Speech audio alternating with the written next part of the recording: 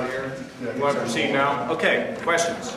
Governor, I think I counted 11 pens. Is there any kind of significance there with all the different pens inside the bill? Count the letters in my name, Joe, and it's going to match up. No significance to the other. You know, I've seen presidents do that. You know, when Clinton signed a balanced budget, each letter, but he never gave me a pen. So I'm still disappointed. No significance there. It's just a procedure that actually our people figured out. I think it's pretty good. You know, we're not going to do this all the time, but this was sort of one of the things we talked about in the campaign. We did it for Jobs Ohio. We have a signing on Monday. That is, I think we sign on Monday, don't we? I don't know if we're doing signing of the bill, but this is another one that we absolutely want to sign because it's good news. So nothing special, Joe. Other questions? Governor, what do you want to accomplish with your State of the State address on Tuesday? Well, you know, a lot of you have heard me at my different appearances around the state. I mean, I'm going to lay out for people that, well, I'll just tell you, the state of the state is in our hands. And I'm going to lay out the challenges that we face, the difficulties that we're in, what I think it's going to take to get out of them, and the fact that we have a lot of things going for us in Ohio.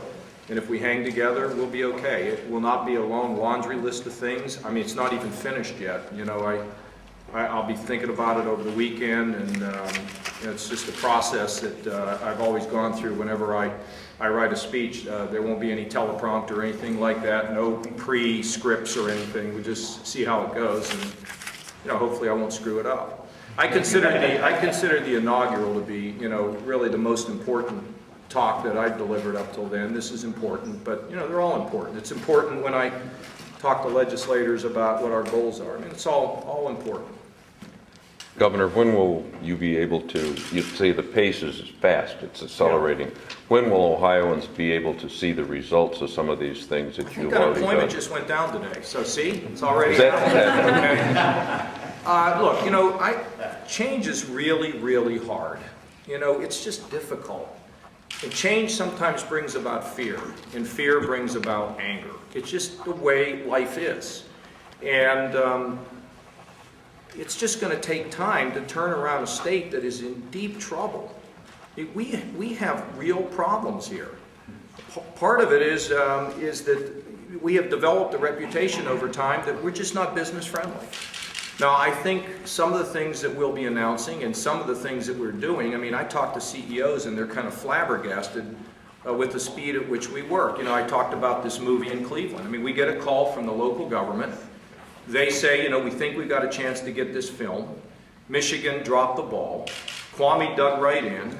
He talked to the people in the studios and, you know, and worked with the city, which is important, the community, the arts community in Cleveland, and, you know, we're getting film.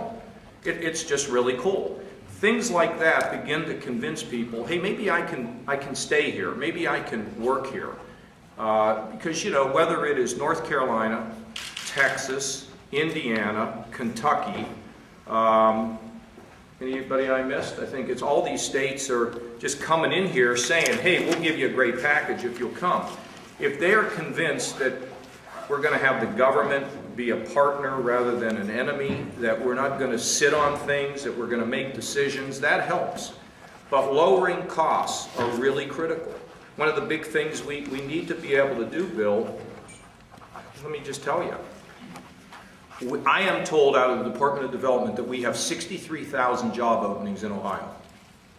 If I walked in here today and say, hey, by the way, I just created a company, we're going to have 30,000 new jobs in Ohio, you'd just pass out. We have 63,000 unfilled jobs. We use a job site that's in conjunction with Monster. There are 250, Monster are the job notification, you know, search firm. There are 250,000 companies in Ohio. I think it's 2,500 that use them. So if you dig down beneath that and you say, well, what are you kidding me? What are these jobs? And I didn't believe the numbers. And I'm not sure it's even 63,000, but let's say we cut it in half, say it's 30,000, you know. We may not have people trained. I mean, I was at Honda on Monday. Let me tell you, they need flow. They need, for example, they say we need maintenance workers. And I said, what do you mean by that? They said, well, we need people who need to know how to get robots up and working. I said, well, I mean, maybe you ought to call it robotic, remediation or some name, but, Stark State and Diebold, for example, Diebold is located on the Stark State campus. One of the things that Mark and I are thinking about is, there are 6 or 7 community colleges that work with Honda. What if we get a community college to locate on the reservation where Honda is? They've made an $8 billion investment in this state.